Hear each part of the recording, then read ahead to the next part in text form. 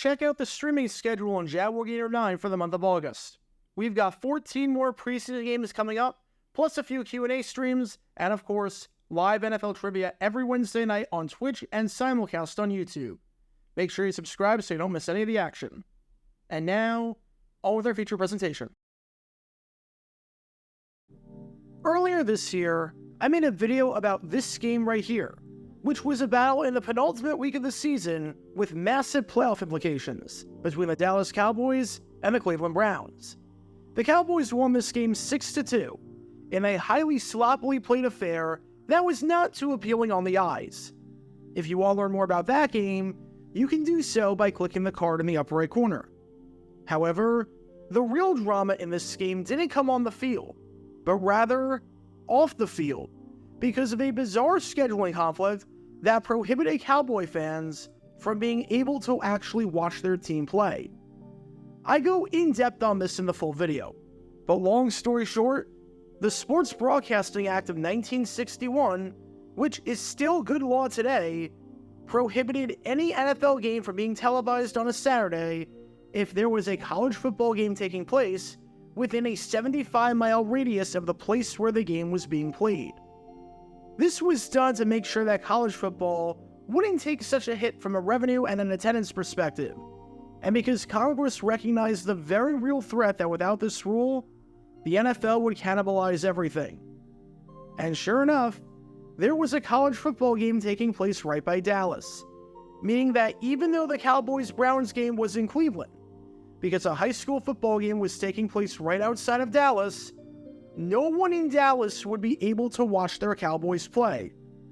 Kind of a massive oversight on the NFL's part.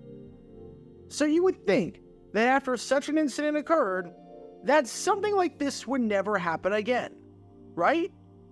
All the parties involved would learn their lesson, the NFL would take these scheduling conflicts into account when it came to games that, by law, they were not allowed to air locally, and this would be past us. However, if I had a nickel for every time Cowboy fans couldn't watch their team play in a big game with playoff implications on the road on the penultimate week of the season because of a scheduling conflict with a college football game, I would have 2 nickels, which isn't a lot, but it's weird that it's happened twice. Because nearly a decade later, in 1979, sure enough, it happened again. Although this time, it wasn't really the NFL's fault. And this time, it didn't happen in Dallas, but rather happened in another place that was close by that can be considered Cowboys country, with that being New Mexico, one state over.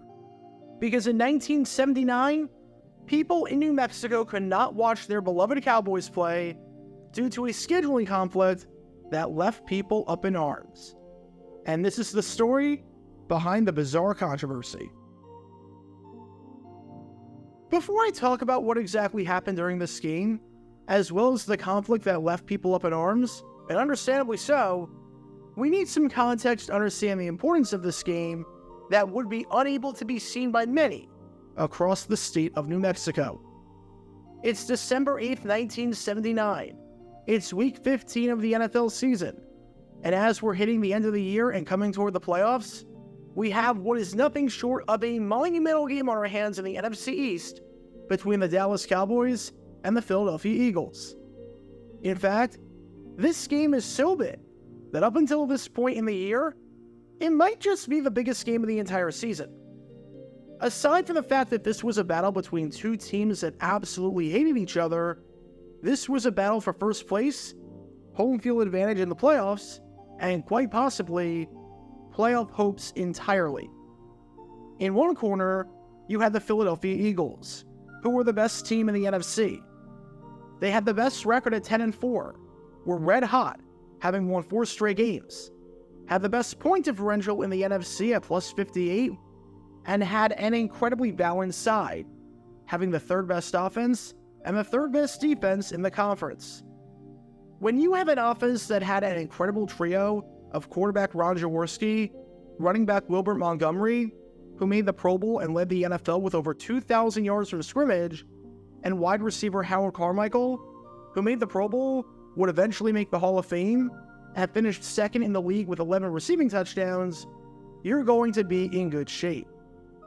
And then, when you have a defensive line that can get to the quarterback at will, with the two starting defensive ends in Claude Humphrey and Carl Hairston accumulating 26.5 sacks by themselves, and a nose tackle in Charlie Johnson that was one of the best in football and made it to the Pro Bowl, you're going to be in really good hands. And in the other corner, you have the Dallas Cowboys, the two-time defending NFC champion, who were the second-best team in the NFC with a 9-5 record, and have the second-best point differential in the conference at plus 50, just 8 points behind the Eagles. The Cowboys had an explosive offense that had scored the second most points in the NFC by this point, thanks to future Hall of Fame quarterback Roger Staubach, who was playing lights out in what everyone suspected to be his final season, which would eventually come to fruition.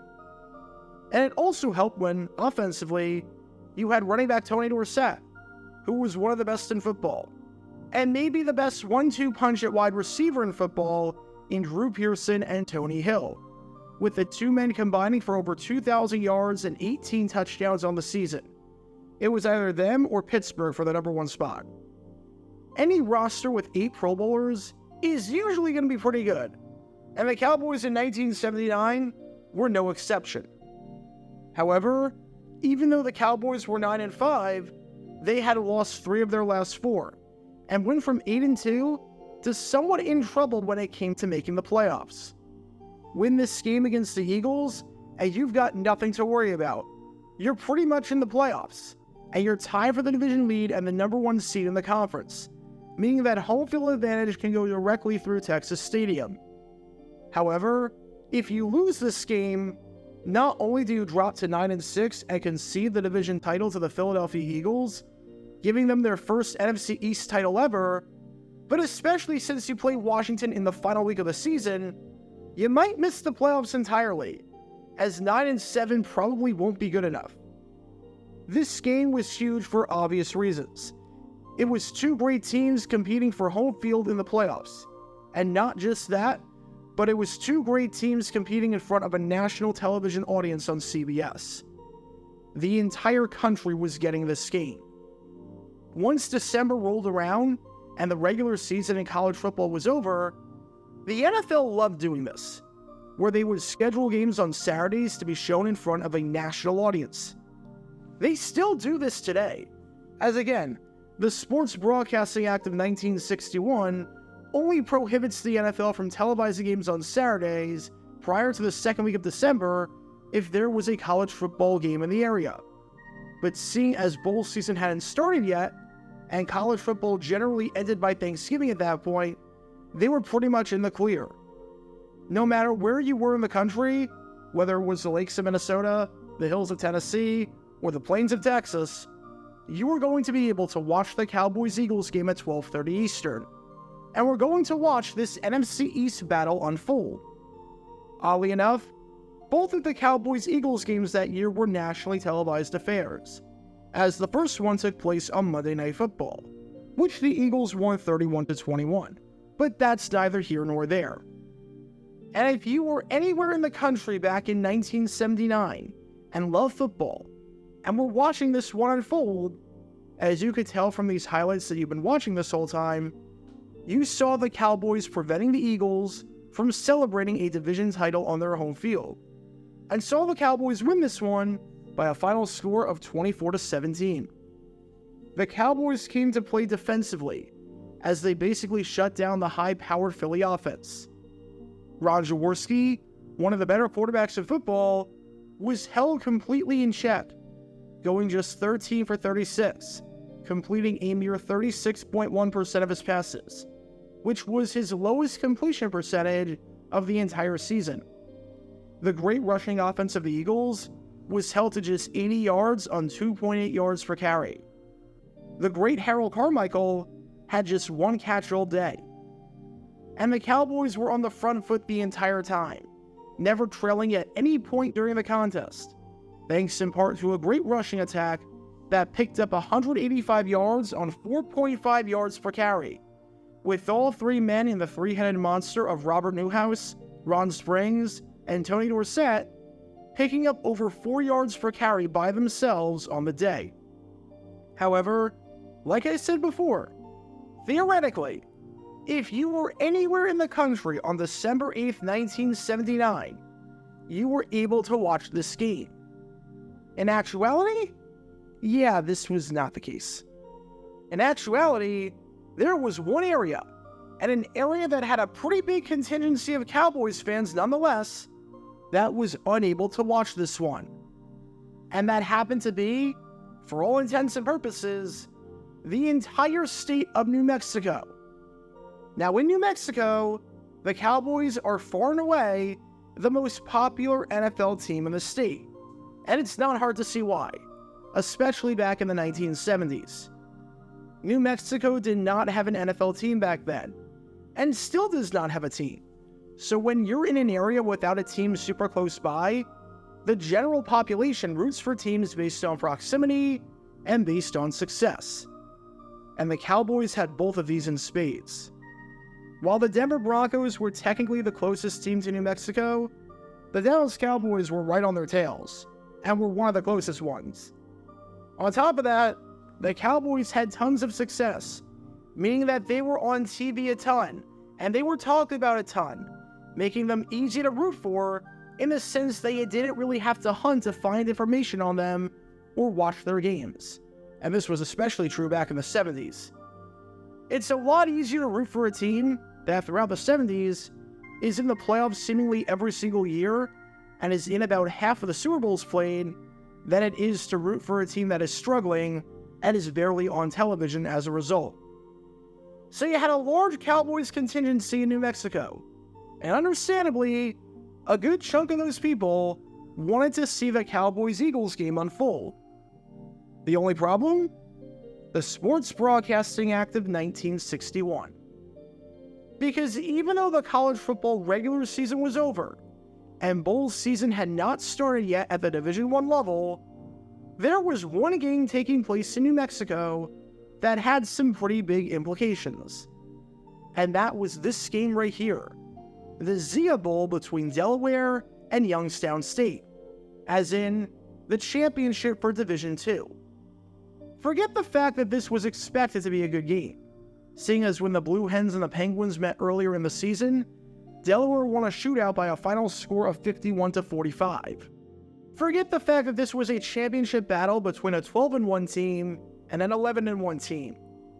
And forget the fact that, when all was said and done, Delaware emerged from this one victorious, taking it by a final score of 38-21 to win the Division II National Championship. This was a game in New Mexico, taking place at University Stadium between a team from Delaware and a team from Ohio, as in two teams that no one in the state cared about in the slightest bit, especially when compared to the Cowboys. And yet, because this game was taking place in Albuquerque, if you were within a 75-mile radius of the city, guess what? You could not watch the Cowboys-Eagles game. Tough luck. If you wanted to watch football on this day, you couldn't watch it from the comfort of your own couch.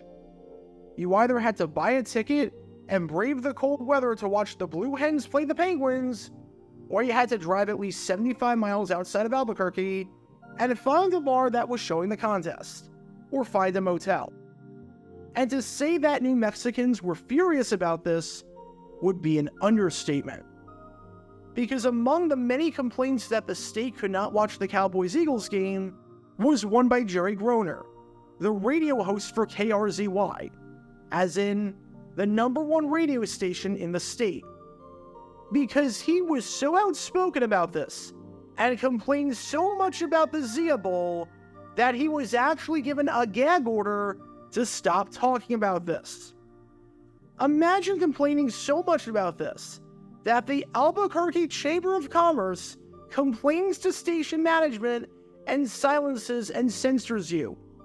Well, that's what happened here, as Groner was echoing the thoughts of thousands upon thousands of angry New Mexicans.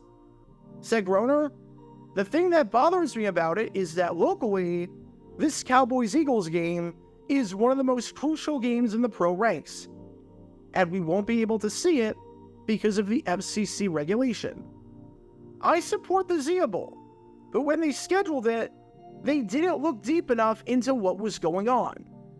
It was poor planning to schedule it in conflict with a major NFL game. It has nothing to do with business. We're dealing with fan entertainment. And before I go any further, I should note that unlike the Cowboys-Browns game I talked about in 1970, where the NFL absolutely should have been made aware of the conflict, and where the NFL had ample notice of the issue, I can't really blame the NFL for this one.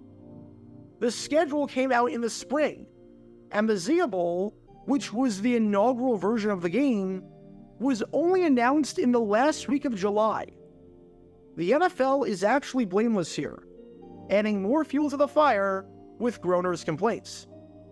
And Groner wasn't complaining, saying that Youngstown and Delaware were second-rate teams with little local appeal, and that the game would have more interest in the state if it was between El Dorado and Santa Fe, two high schools. Obviously, Albuquerque officials were furious about this, thinking that the Zia Bowl would generate $1 million in revenue for the city, and with Bob Poole, the executive director of the Albuquerque Convention and Visitors Bureau, saying that the comments made by Groner and a few others were unfortunate, and saying, "We have a classic example of an effort being made by a lot of people to develop something for Albuquerque, and that effort is being belittled by some." I think the question is, do we support Albuquerque and New Mexico business, or do we support Dallas? However, that's an argument by Poole that, let's be honest, is not a very good one, and that's an argument made in poor faith. Saying that if you want to watch Cowboys-Eagles over Delaware-Youngstown State, that you don't support local business, is completely missing the point of the issue, and is an intentionally misleading argument. Imagine if, in a hypothetical example, there's a bar that I go to every week because it shows my favorite team playing. Now, there's a giant music festival coming to the street where that bar is on, and because of this, the bar is closed for that weekend per city orders closing every business on the street to prevent a pedestrian and a road traffic nightmare, meaning that on that weekend, I am unable to watch my team play. I complain about this, and someone says to me, "You need to stop talking because by not supporting this, you don't support local business." Like, that's not the point. Where did you ever get from that complaint that I don't support local business? I just hate it when someone's business decisions interfere with my enjoyment, and when a city can essentially dictate my life and what I can and cannot watch or do, especially when I have no say in the matter. That's all. And with that in mind, it really is no surprise that people in Albuquerque and people around New Mexico were angry that they could not watch their local team play live. Although if it was any consolation, the game was being tape delayed at midnight. So if you wanted to watch a game where you already knew the outcome and wanted to stay up until 3 a.m. to watch it, I guess it wasn't so bad. I should also note that the Zia Bowl was not the moneymaker that New Mexico and Albuquerque officials thought it would be. The bowl game got moved out of New Mexico after 1980, and barely 2,000 people showed up for the second installment of that game. Although at least for that one, the two teams playing behind me, the Cowboys and the Eagles, were not playing in that game. So at least fans didn't have to worry about that game in particular getting blacked out. But still, it was not the revenue generator that they thought it would be. Not by a long shot. No matter whose side you're on, whether it's the side of Groner and a ton of New Mexicans, or the side of the Albuquerque officials, you can't deny that this just stunk for NFL fans, and especially Cowboy fans in the state, of which there were many. This really was not in the spirit of the act whatsoever, where a college football game between two teams thousands of miles away can be announced well after the NFL schedule comes out and dictate what games can and cannot be shown on television. When the act was drafted, maybe something should have been put in place that said that if a game was not announced by a certain date, then the act would not apply. seeing as the NFL was clearly not trying to cannibalize the NCAA or compete with the ZA Bowl, since the ZA Bowl literally did not exist before the schedule came out. Because on this day in 1979, even though the Cowboys won, the biggest losers on the day, depending on where you were in the country, were Cowboys fans. Get your official Jaguar Gear 9 merchandise by going to jj9shop.com, and be sure to like and subscribe, as it really helps the channel out a lot. Join me every Wednesday night where we'll play NFL Trivia for cash prizes at 9 p.m. Eastern over on Twitch. To learn more about the history of college football, subscribe to Jaguar Gator 8. To learn more about the history of Major League Baseball, subscribe to Jaguar Gator 7. Also, special thanks to all of our Patreon supporters for helping out the channel. Your support is greatly appreciated. See how you can become a patron and request future video topics in the description below.